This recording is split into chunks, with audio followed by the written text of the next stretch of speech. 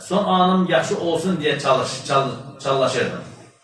Əzrail İhsan dedi ki, elə isə etməkdə olduğun işi tamamla. Salih zat belə müqabilədə bulundu. Belə qarşılıq verdi.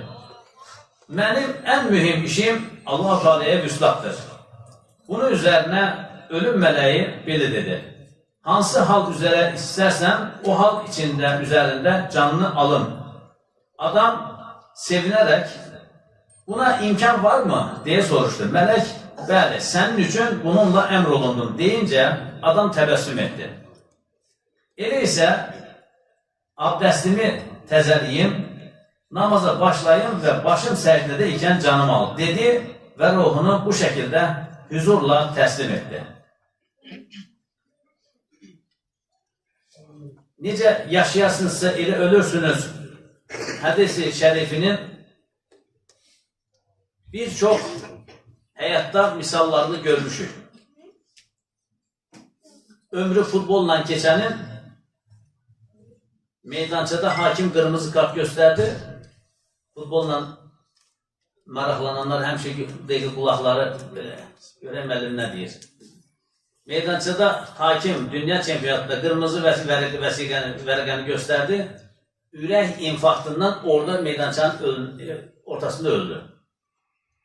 Topu başından aldı, o yandan qapçı vurdu topu, başından aldı, meydançanın ortasında boynu qırıldı, orada öldü. Necə yaşayasınızsa elə ölürsünüz. Ruslan müəllim də xatırlayacaq, bizim bir Süleyman İşıq hocamız vardı. Süleyman İşıq hocanın atası ömrü imamlıqla keçən bir insandır. Məscidin imamı imiş. İkindi namazına, əsr namazına qılandan sonra Türkiyədə adətdir. Bir aşr-ı şərif tilavət olunur, qısa bir Quran oxunur. Mehrabda Quran oxuyub, duanı verib, əlini üzrə çəkib, mehrabda yıxılıb. Necə yaşayarsınızsa elə ölürsünüz. Və yaxud da Hüdayi camisində cəmaada ətir vuran bir əmi vardı. İqamə gətiriləndə cəmaadın əlinə ətir vururdu. Sevirmiş bu işi. İqamə gətirilən vaxtı cəmaada ətir vurduğu yerdə orada yıxılır, canını təslim edir. Caminin ortasında. Allah korusun, bir de günah masalarında canını tapşıranlar var. Günah masasında, içki masasında Allah korusun veya pis yerlerde canını tapşıranlar var.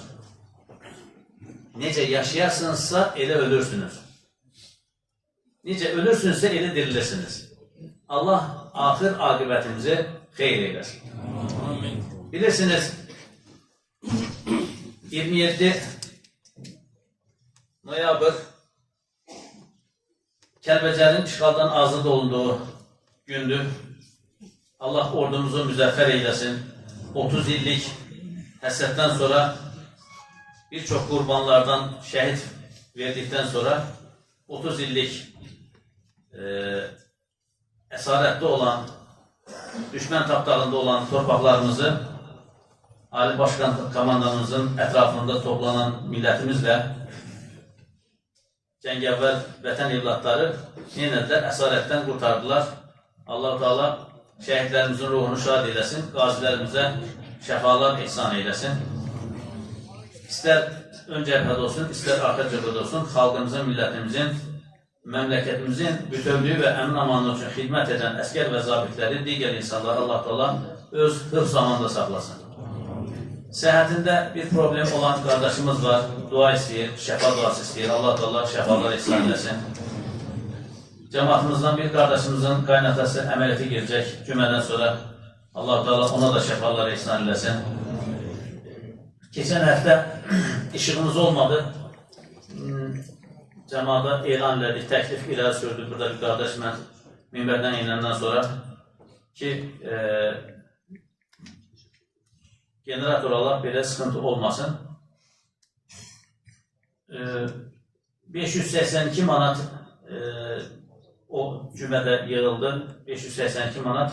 220 manatda bir qardaşımız da var, dedi, o da məndədir, gətirib verəcəm. Bu ayrı, yəni bunu ayrı qoymuşuq. Amma sonra bir qardaşımız yaxınlaşdı ki, məndə bir generator var, işlətmirəm, işlək vəziyyətlədir, onu işlətmirəm. Onu heybə eləmək istəyirəm. Dedim, mən də dedim, usta ilə gələrək, baxaraq görə bizim işimizi görərsə götürərik. Oradan da mənə baxır, Allah razı olsun. Bir qardaşımız da çıxarkən dedi ki, mənim bu işi görürsünüzsə, gəlin güneş enerjisinə, bilirsiniz, o nə deyirlər, güneş panellərinə. Mən də dedim, dəstəmaçlarımız inşallah tikilsin, tutarsın. Həm ərazi balaca olduğu üçün, onun üçün bir ərazi ayırmayaq. O binanın üzərində ilə yerləşdirərək, uşaq da qurdalamaz, qırıb qırmaz, neynəməz. İndi inşallah dəstəmaçlarımızın tikintisindən sonra bu üzərində yerləşdirəcək. Ona qədər də hazırlaşır. Kimsə yaxınlaşır, çünki böyük bir məbləğdir güneş panelləri. 220 verənlər daha azdır, amma 3 fazla burada kondisionerlər olduğu üçün, böyük, yəni ərazi olduğu üçün böyük şey lazımdır. O qardaş biraz da məscid olduğu üçün ikram edəcək, 30 minə yaxın bir pul diləyir. Ona görə biz hazırlaşırıq ona. Qardaşımız namazdan sonra zəng elədi ki, müəllim, bəzi qardaşlar verdiyi miqdarın az olduğunu az qəbul edərək verməyə utanır. Bəzən sizə çata bilmirik. Bir belə cümə günü belə bir, nə bilim, bir əlində karabka belə dolaşırsa, dedim, mən onu şık görmürəm. Yəni, eləyən məscidlərdə olub, mən yaxşı təsvir biləmirəm, yəni xoş qarşılamıram. İstəyən varsa, qapının üzərində zaten kartımız orada asılıdır. Onda xəbəri yox imiş. Dedi ki, yəni bunu cəmaata xatırlat, bilmir cəmaatın çoxsu. Məscidimizin o xeyir işlərinə, məscidə tikinti və yaxud da digər işlərinə, ehtiyaclarına sərf ediləcək o qapıların üzərində yazılır. Bu qapıda da var, o birisi qapıda da var. Yəni, ABB dediyimiz beynəlxalq bankin kartıdır. Dekabrda vaxtı bitəcək, dəyişəndə o nömrələri mən də dəyişəcəm.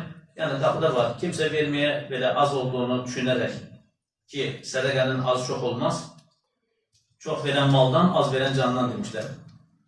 Yəni, az sədəqə çox bəlanı dəf edir deyir. Yəni, o kartları da göndərə bilərsiniz. Kartlara deyəndə kartı göndərə bilərsiniz. Onu da xatırlatmış olaq.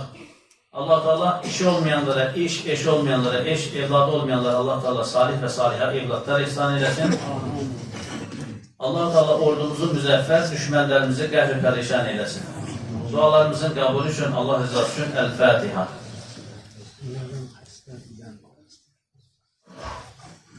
Qardaşımızın nə vəzifəsidir, Allah-u Teala şəfalar ihsan eləsin. Onun imzanında ümmət Muhammedin bütün xəstələrinə şəfalar ihsan eləsin. Allahu Akbar, Allahu Akbar.